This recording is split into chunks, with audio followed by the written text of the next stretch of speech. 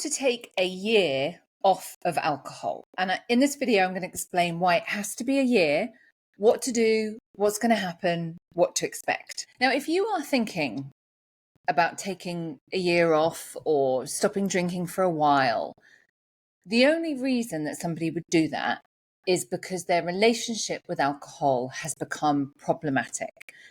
You probably don't like some of the consequences you're getting. You've probably thought about taking a break for a while. You may have done dry January, etc., etc. Because nobody takes a break from something if all is well, right? We don't take a break from broccoli or seeing our friends or exercising, right? We don't take breaks from things that feel good, do us good, all of that kind of stuff. So first of all, the reason we want to take a break is because of how that relationship is going.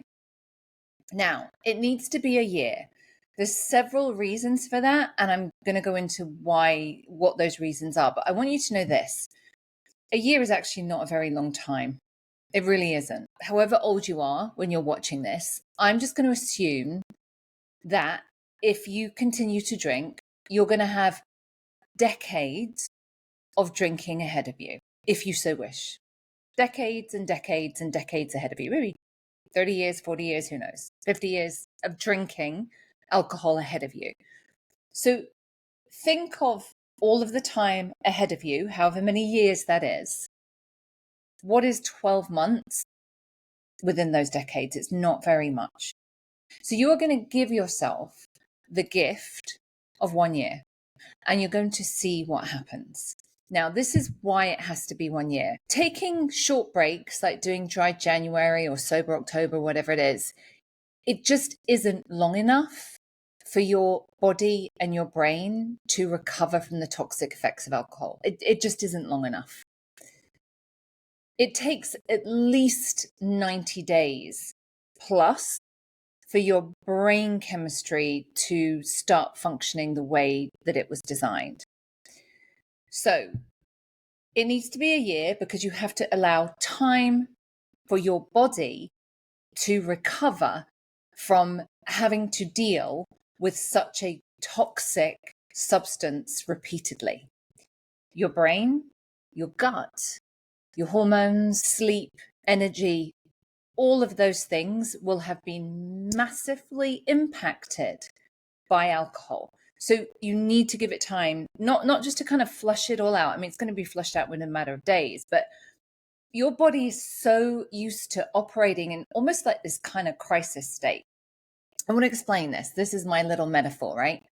I want you to imagine your body is kind of staffed by little tiny workers, right? They're like they've got their hard hats on and they've got their overalls on and they march to work and they run this incredible system that we have, right?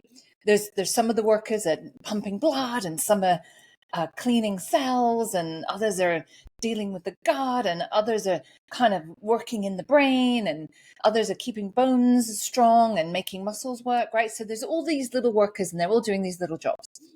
And what happens on a regular basis is an alarm goes off. Emergency, emergency, emergency. And all those workers, most of those workers go, and that alarm goes off, all hands on deck. Alcohol has come into the system and we need to get rid of it as quickly as possible. So that's what's happening. Your body is designed to eliminate alcohol as quickly as possible because it's so toxic, right? That's why you can smell it and you want to pee a lot. Sometimes you vomit. That's what I used to do. It's your body eliminating alcohol. So all of these little workers have to stop doing their regular job and come over here, get rid of the alcohol, right there. And then they get rid of it, have to go back to their normal job. And this happens on a regular basis. So they're in this constant state of emergency, of just like trying to get on with their day job, doing whatever it is they do, and having to deal with this emergency. So you stop, and all these little workers are kind of like, I've got some long-term projects I'd like to get to, but I'm a bit nervous about starting because I don't know if there's going to be another emergency and I'm going to be called out to go and eliminate the alcohol. So those little workers are all sort of like, just need a bit of time to, well, they're exhausted.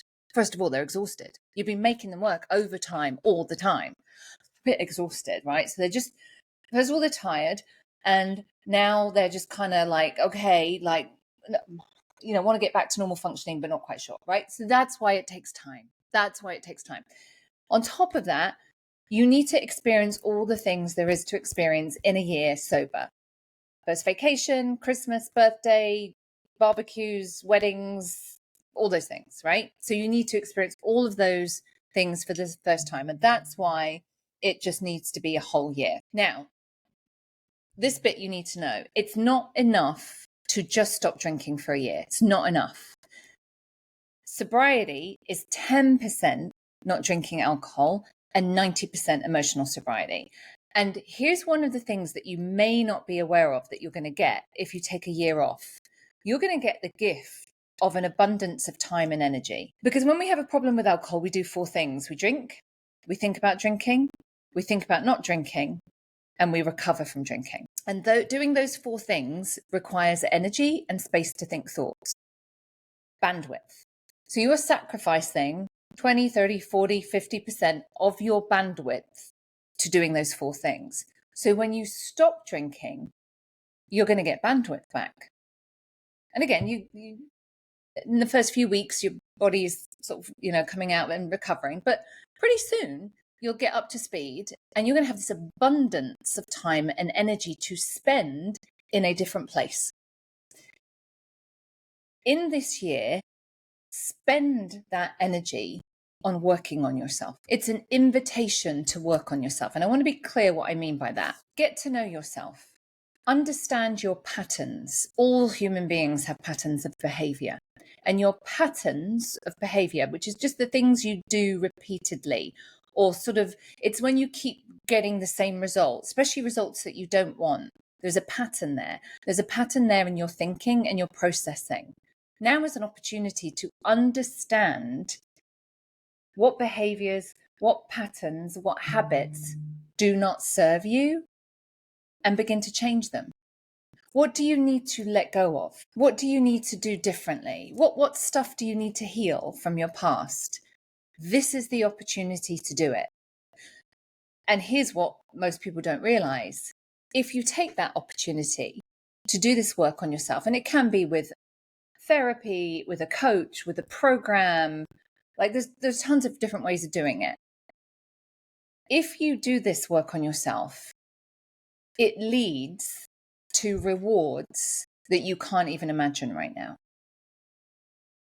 Having the space, the bandwidth for personal development will reward you in ways that will quite probably blow your mind. They blew my mind. They blow my clients' minds. You're also going to have more bandwidth, time and energy to exercise and get healthier, right? To really work on your health, like focus on just eating a bit better, drinking more water, exercising, whatever it is you need to do. You can address like getting your health in the best place that you can. Now, to do these things, I just want to clarify, don't do this on your own. You're making it much harder than it needs to be by doing it on your own. Find a community. It's just so helpful to have other people going through the same thing you're going through, offer tips, advice, support. Find a community. Check the links below. I have lots of options below. Find a program. Find a coach, a mentor, a therapist, somebody who can offer you insight and things that you don't know. That's what people come to me for. Keep a record of the changes, right? Write it in a journal, notice every month what is changing, because you'll forget. You will forget. At first you'll be like, oh my God, I'm noticing how much better I feel, like I'm sleeping so much better, got more energy. And that will feel great at first. And then it will just become your new normal. So just make a note of the things that you are noticing. And then at the end of the year, you can do an evaluation. You can decide, has this year been better, worse, the same? What's improved? What have I learned? What have I gained? And then you can make an evaluation, because alcohol's never going to go away. It's always going to be here. And you have decades of drinking ahead of you if you so wish. Decades of drinking, of putting that toxic substance for your little workers have to work really hard to get your body functioning. So give yourself the gift of this year, and you might be amazed by what happens.